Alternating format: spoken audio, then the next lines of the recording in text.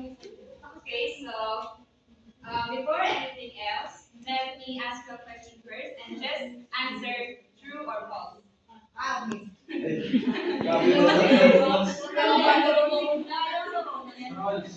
So the question is, do you agree that learning only happens inside the classroom? False kasi yun! False yun! If false, then can you justify? Now. O, bas man, i-justify daw. Okay.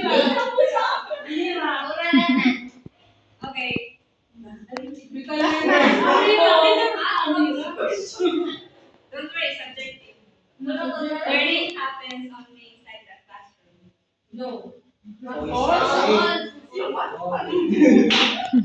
Kasi, pwede ka naman mag-learn outside. Okay, so obviously it's false, no? Kasi learning actually happens anywhere as long as people communicate, share knowledge, and collaborate. And that brings us to today's topic, definition of online learning communities. So, Assalamualaikum and good afternoon. I am Adelaida M. Ulama, your discussant. So this is our intended outcomes. So first, you'll be able to define what is online learning communities. Second is recognize the benefits of OLCs in promoting collaborations and learning. And third, discuss the common problems and issues encouraged in OLCs and encounters in OLCs. So actually, some of the subtopics here are already discussed by Ms. Matuan, tulad ng e-learning community and blended. So online learning community, let us first define what is online learning communities. So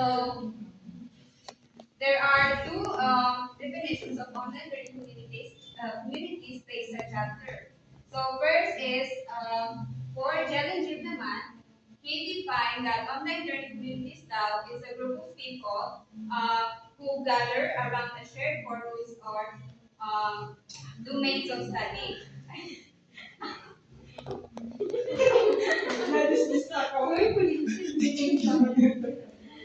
So,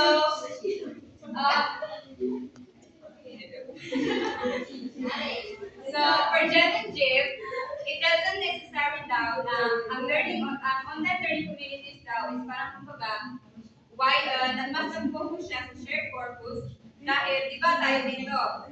We came from different programs which is my BN and BSN. But because we are learning the same course or we are in the same learning objectives, we gather here as a learning community.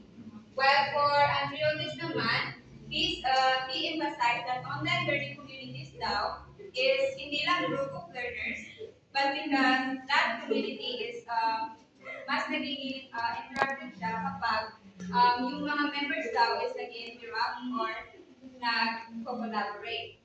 So, kung ikukumpara yung dalawang authors, si Jelen Jeev, nag-focus siya sa why people gather. It's because they have the same course or field of studies. While for Andreotis naman, he emphasized that as long as there's collaborations or interactions, may learning community na nabubuo. So, is there any questions regarding sa dalawang definition? So far. Are you sure? Yes, teacher. So, this is already discussed by Ms. Matuan, which is e-learning, community, and blended learning. And here are also some classifications of online learning community. So, the first one is by Liel and Colin. So, mas nag-focus sila sa knowledge community, knowledge-based and practice-based and task-based community. So, sa knowledge-based community, naka-focus siya sa yung members daw ng online learning community na yun is parang kumbaga, yung focus nila is mag-share lang ng information to each other. While ang practice-based community is parang kumbaga, hindi lang dapat mag-provide ng information but also dapat binibigyan din ng practice or nagbibigay din sila ng real life experiences.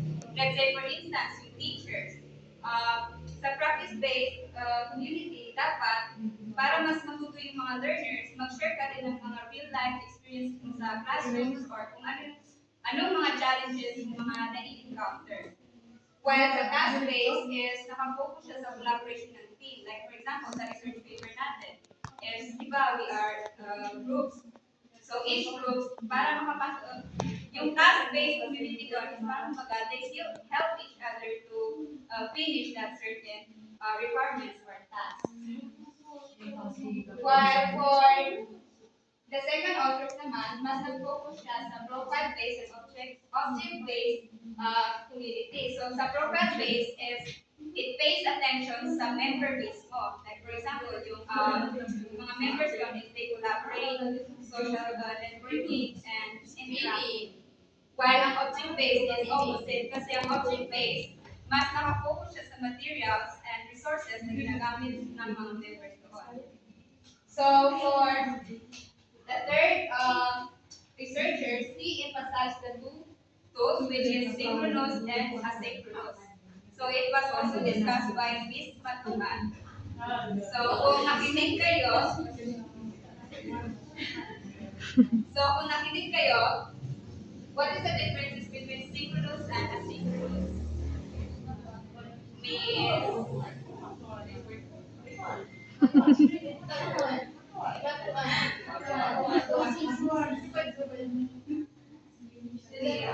Miss Tio?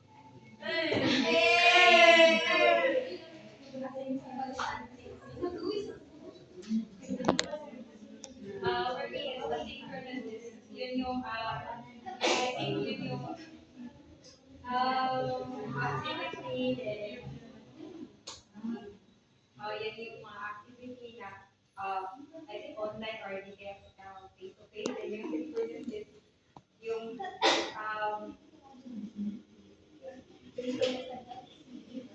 face-to-face siya na may interaction.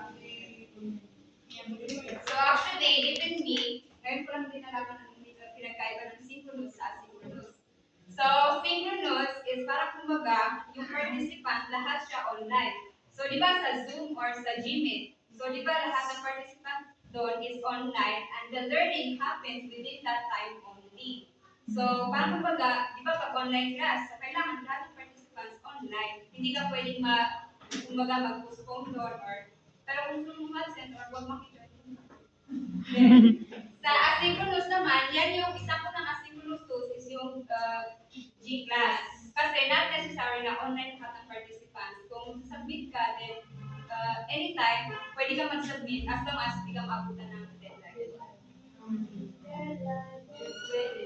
So the last researcher emphasized that ang learning daw is mas nagiging effective siya kung may collaboration and interaction. So, benefits of OLCs. So, the first benefit ng online learning communities is ease of participation. So, sa ease of participation is, di ba kapag online, na parang kumbaga, not necessary na umattend ka sa face-to-face kasi online ka, di ba?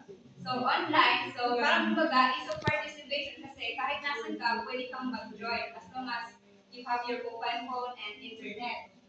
While sa being at ease, so di ba kapag may mga students na may fear of public speaking or hindi sila maka-express ng ideas sa face-to-face, so isa sa benefits ng online learning community is parang kumbaga mas comfortable sila doon kasi mas na-emphasize nila doon yung idea nila kasi yun nga, hindi sila in a public place.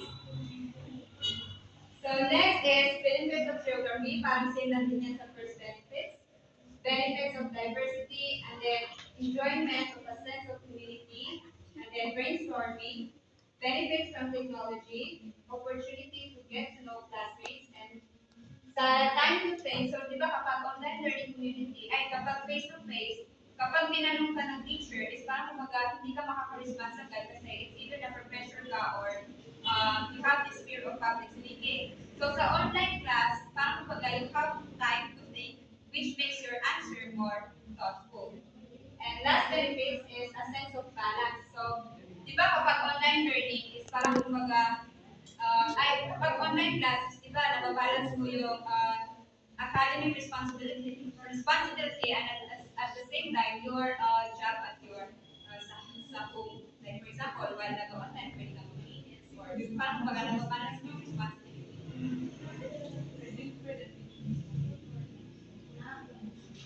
So, ito is parang same lang din sa benefits. So, parang hindi masyado time consuming is spoken natin discuss. So, here are some examples of online learning communities. So, these